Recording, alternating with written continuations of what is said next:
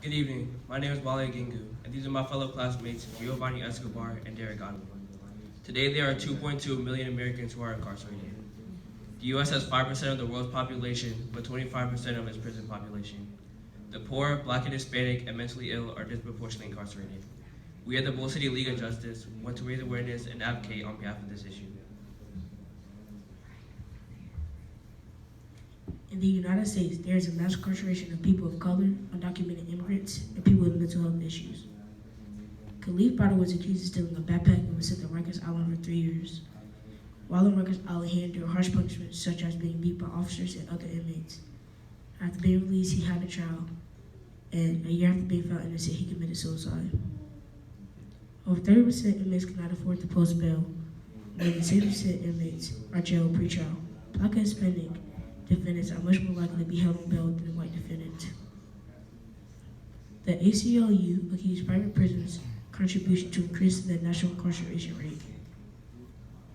In 2013, the CCA, one of the largest private prison corporations, had a revenue of $1.7 billion.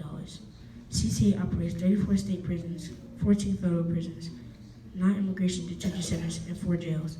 In 2014, GEO, the second largest private prison corporation, revenue increased from $1.52 billion to $1.69 billion. As you can see here, Marco Rubio and Hillary Clinton get most of the donations from CCA and GEO. It's not just Republicans or Democrats, it's both parties. The most common bed agreement is 90%. Any unused beds, the state requires private prisons to pay for them. What do these companies have in common? They all use prison labor. Prisoners make about 93 cents an hour and go as low as 16 cents an hour. There's a mass incarceration of undocumented immigrants and minorities in the United States. For-profit companies operate the majority of immigration detention centers. ICE spends more than $2 billion a year on immigration detention through private jails. ICE and the U.S. Marshals pay GEO $32 million to house, feed, and provide medical care for 1,000 detainees. The CCA and GEO nearly hold 2/3 of all immigrant detainees. The CCA had an annual revenue of $752 million. The GEO Group has expressed support of Donald Trump's immigration policies by donating $250,000 to Trump's inauguration and illegally donating $225,000 to a pro-Trump super PAC during his presidential campaign. 30% of all immigrants who are detained are only detained to meet the quota. Their annual cost is $600 million. While blacks make up 14% of the U.S. population, they make up 40% of the jail population. Black men and Latino men are more likely to be incarcerated than white men. African American youth are 9 times, and Latino youth are 4 times more likely than white youth to receive an adult sentence for the same crime. There is a mass incarceration of individuals with mental health issues. 2 million people with mental illnesses are incarcerated each year. Prisons aren't able to effectively treat people with mental illnesses and treat them with drugs instead of therapy. Once in jail, individuals do not get the treatment they need, and instead of getting better, they worsen. At least 83% of jail inmates did not receive the treatment they needed.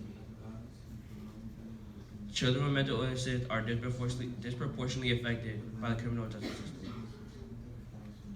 65 to 70% of juveniles have had at least one diagnosable mental issue, while 70% have experienced a traumatic event. 48% of juveniles function below their academic grade level, while 30% have had at least one diagnosed learning disability and a history of frequent or injurious physical or sexual abuse prior to incarceration. 20% of juveniles in the general population have a mental health disorder, compared to 70% of juveniles in the juvenile justice system. 8% of juveniles in the general population have a substance abuse disorder, compared to 46.2% of juveniles in the juvenile justice system.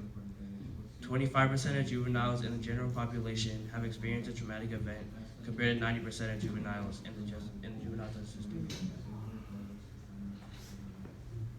We will raise awareness about this issue by distributing flyers throughout the community. We will use Twitter, Snapchat, and Facebook to launch a social media campaign. Hashtag Justice for All. We will make people aware of programs and organizations such as the Southern Coalition of Justice. The Southern Coalition of Justice is a nonprofit organization who believes families and communities engaged in social justice struggles need a team of lawyers and social scientists to aid them in their efforts to help the community. As you can see, we have a lot of problems that we'd like to correct in the criminal justice system, and we'd like your help to achieve equality. You can help by doing the following: raise awareness, create fundraisers, boycotting companies that use prison labor, and voting against candidates that accept money from for-profit prisons. To learn more about this, visit our website.